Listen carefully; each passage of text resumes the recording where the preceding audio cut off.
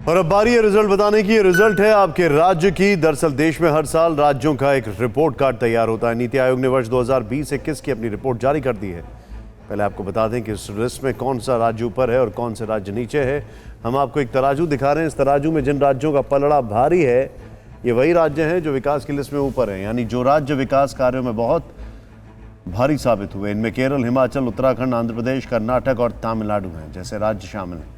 दूसरी ओर तराजू में आपको जिन राज्यों का पलड़ा हल्का दिख रहा है, उनका प्रदर्शन विकास को लेकर हल्का रहा। यही वजह है कि विकास की लिस्ट में नीचे हैं। और ये राज्य है बिहार, झारखंड, उत्तर प्रदेश, राजस्थान और छत्तीसगढ़। आप जिन राज्यों का नाम देख रहे हैं वो कुछ प्रमुख राज्य हैं और ऊपर या नीचे के पायदान पर दिखाई दे रहे हैं। हम आपको आगे दिखाएंगे विस्तार से कि इनमें से कौन से राज्य शामिल हैं और किस राज्य को कितना नंबर दिया गया। लेकिन आपको ये भी जानना ज़रूरी है कि आखिर नंबर किस आधार पर दिए जाते हैं। दरअसल कुल 17 पैमाने हैं जिनके आधार पर राज्य को नंबर दिए जाते हैं, लेकिन हम आपको कुछ खास श्रेणियों के बारे में यहाँ बता दें। यह है गरीबी की समाप्ति, जिसको पॉवर्टी इराडिकेशन कहते हैं, यानी कौन सा राज्य गरीबी को ख़त्म करने में कितना सफल रहा। अच्छा स्वास्थ्य और जीवन स्तर, साफ पानी और स्वच्छता, गुणवत्तापूर्ण शिक्षा, अच्छा काम, आर्थिक विकास।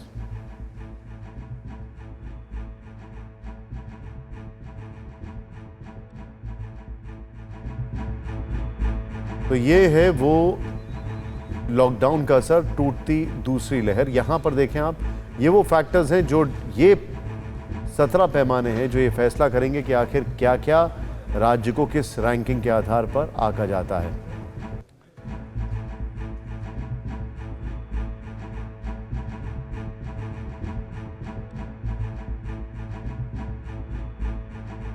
इतना ही नहीं, आपको ये जानना जरूरी है कि 17 पैमाने जो आपके सामने आ रहे हैं, इसके बाद हम आपको आगे की श्रेणियां दिखाते हैं। जरा ध्यान से देखें। अच्छा स्वास्थ्य, जीवन स्तर, स्वच्छ पानी, गुणवत्तापूर्ण शिक्षा, और इसके बाद आखिर कोई राज्य क्यों इस लिस्ट में ऊपर या नीचे है, इस उदाहरण से समझिए। हमने जिन पैमानों की बात की उनमें साफ पानी और स्वच्छता का जिक्र है। केंद्र सरकार ने जल जीवन मिशन, हर घर जल योजना का ऐलान किया है। 2020-21 के बजट में किया था, जिसका मकसद देश के सभी घरों में पाइपलाइन से साफ पानी पहुंचाना है। आइए देखें कि इनमें से कौन सा राज्य कहां है।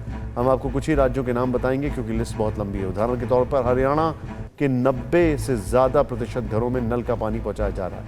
गुजरात के 83% घरों में, पंजाब में 77% घरों में जल के पानी का सप्लाई की जा रही है। लेकिन ऐसे भी राज्य हैं जिनका प्रदर्शन इस लिहाज से अच्छा नहीं है।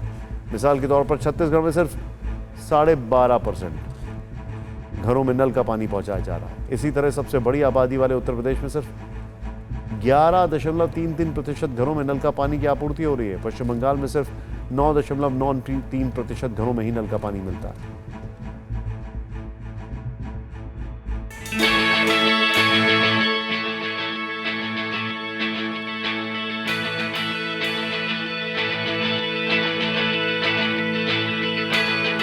केंद्र सरकार के थिंक टैंक कहे जाने वाले नीति आयोग ने साल 2020-21 के लिए सस्टेनेबल डेवलपमेंट गोल्स की रैंकिंग जारी कर दी है, जिसमें अपने विकास कार्यों के लिए केरल एक बार फिर टॉप पर बरकरार है, जबकि इस लिस्ट में बिहार सबसे फिसड्डी साबित हुआ है।